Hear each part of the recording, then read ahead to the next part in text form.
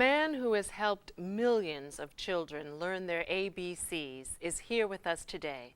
Mr. Roscoe Orman, commonly known as Gordon on Sesame Street. We are thrilled to have him here in the studio with us. Welcome. Thank you. Yeah, Thank so you're going from hot topics to the hot seat. Yeah, you got me all over the place now. See, what's next? What's after I this? don't know. We'll think about it. We'll think about it.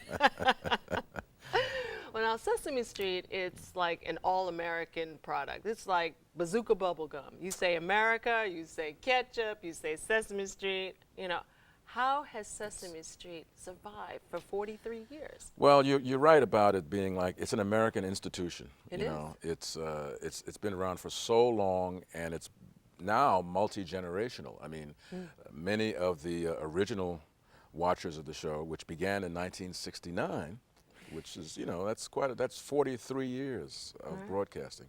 Many of those original viewers are now parents or even grandparents, some of them.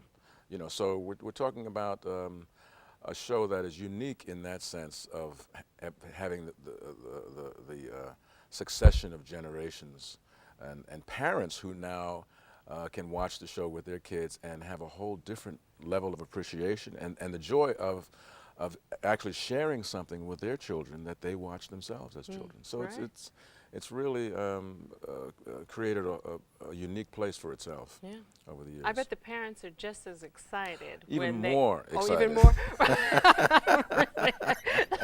So when they go and see you in person, my they're goodness. like, the kids, you know, actually they're more excited about Elmo, you know, who is a more recent addition as a character to the show than when when their parents are watching. Elmo's been around for actually 20-some years now. So Really? it's hard to believe, but he's been around for a good length of time so as well. the original draw was Big Bird, though, right? Wasn't Big he? Bird Big was the #1 Muppet character on the show from day one.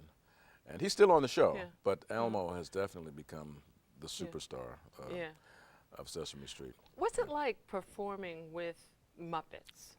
What is that like? Well, it's unlike anything else that I've done or that most actors will ever do in their careers in terms of, you know, especially if you're a theater actor like myself, where you rehearse a play and you work with a company of other actors. You establish relationships with those actors and with the characters, between the characters. And working with a Muppet means that you have to establish a relationship with this inanimate object, while in very plain view to you, although not to the audience, is the puppeteer under the Muppet, who's operating the Muppet and speaking for him.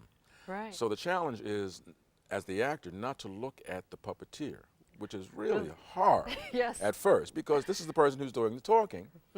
But once you've, like all of us who are on the show now, eventually established relationships with those Muppets, with the characters, then we really, it's like any acting. It's a suspension of disbelief where you are pretending that this is a real person. And actually, I have a very different relationship with Elmo than I do with Big Bird or Oscar the Grouch. And so we have a real sense of, you know, chemistry. Right, so you're actually having a real relationship with this Muppet. Yes, right. But it's something that not many actors can do right away.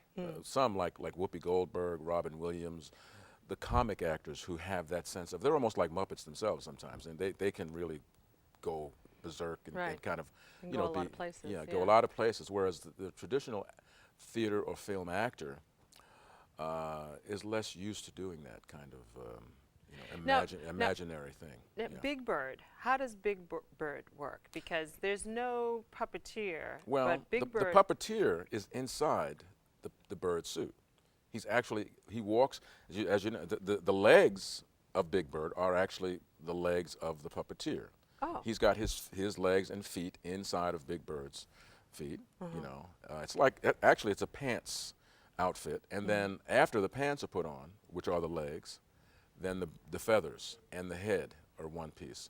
And he operates the head like any other puppet, with his arm raised up into the head and the beak.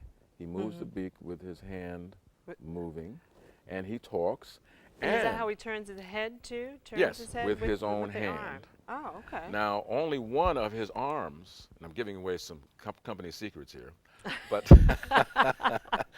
only the left wing is really operable in terms of being able to function and pick up things and do things.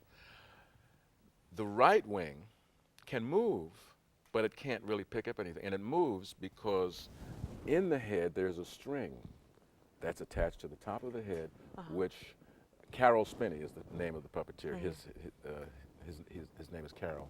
He actually manipulates the wing and can flap it with that string by moving a lever in that on the top of the head. So it's really very complicated. In addition to that, his only way of viewing, and this is true for all the puppeteers, they see themselves or the character through a TV monitor that's either under them, or in the case of Carol Spinney, who's wearing the bird suit, inside of the suit, so he has there is a monitor strapped to his chest. Oh, so he can see where he's going. He can see where and doesn't that's bump the into only anything. way he can manage. Now, can you imagine having that, the camera's point of you being your only way of knowing how you're moving and not bumping into things? No, it's really a phenomenal. It's a trust exercise. Oh. Without a doubt. Without a doubt. Yeah. Okay, now you've been on the show for how many years I now? started in 1974. In 74. Okay. So, and you used to be also on All My Children at the same time. well, All My Children was one of my moonlighting gigs that I did after the first season. It turned out that I was a really bad guy on All My Children. Yeah. As you may have heard. Yeah, I heard that. Yeah. I heard that. A guy named Tyrone, who was a lot of fun. Because, most actors love playing bad guys. Yeah. Because you get to do things that you would never be allowed to do in real life. I'd be arrested if I did those things. Oh, but know. Sesame Street, how does they that were work not with happy. Sesame Street? They were not happy. But that was only after my first season. I didn't realize the level of responsibility entailed in being Gordon. Right, exactly. There is a whole image thing, especially when parents let their children watch a soap opera with them during the day. And, the kid is saying, well, why is Gordon beating up that person? Now, you were at the White House recently? Oh yeah, Yeah? That's one of my favorite perks of being on Sesame Street. There's lots of different special events that we do. One of them being the White House Easter egg roll event, which happens every year, and I've done it for 3 presidents: the Clintons, the Bushes, and now the Obamas for the 3rd year this year, and that's really so much fun. That's to great. be out there on the White House lawn with 30,000 people, who come to watch all the entertainment, and and I get to read children's books to the kids. And That's awesome. Yeah, it's wonderful. That is awesome. But you're doing a lot of other things. You just did Carnegie Hall. Yeah, we did a tribute to Jim Henson with the New York Pop Symphony Orchestra and Chorus at Carnegie Hall. My return engagement to Carnegie Hall after my first time 50 years ago. Ow. I was a child, yes. Yeah. I really was. But actually, I wasn't. The All City High School Chorus, I sang at Carnegie Hall. So this was a wonderful revisit to Carnegie Hall, which is a pretty prestigious place and a wonderful experience. Wow. Yeah. Well, Sesame Street has done a lot to open other doors, but you perform on stage and screen as well? I've continued to do my theater career performing Broadway, off-Broadway, and regional theater all over the country. Wow. Yeah. Well, thank you so much for carving out some time to be with us. My pleasure. On Eye of Anytime. the Tiger. Yeah. Yeah, we'll have you back again. Okay. For sure. We want to thank you for not only tuning in today, but for tuning in the entire season. We'll be back next season giving you a heads up about what's happening in the Nashville community and beyond. But remember, when you're in the eye, you know you're in the know.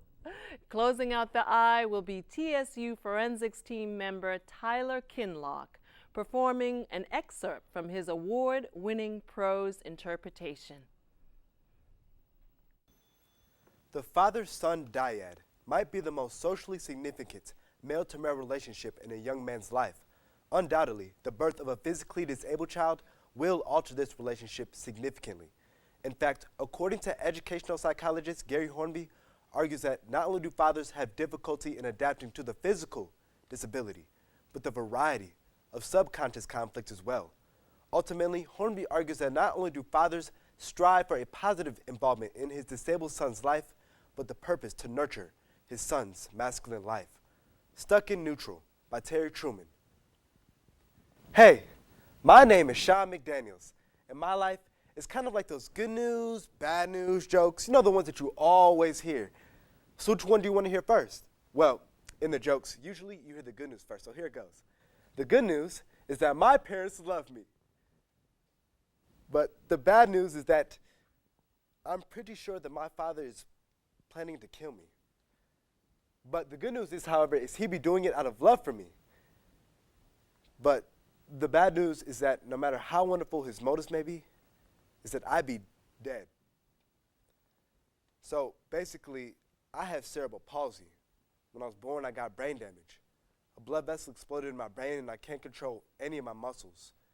I can't control my legs, my stomach, my arms, my fingers, my mouth, my voice, my eyes, not a one.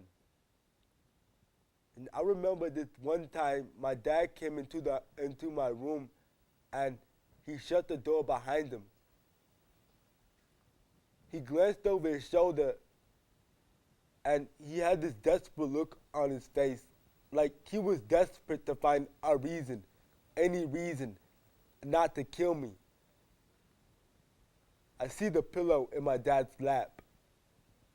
He breathed slowly. Sean? Son?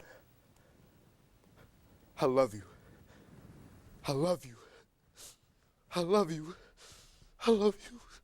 I love you. I love you. I love you.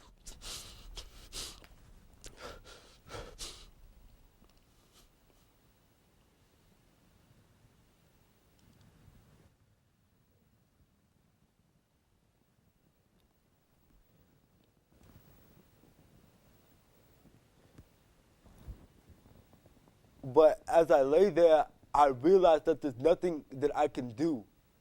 So I'm not afraid of death, because maybe death is flying free.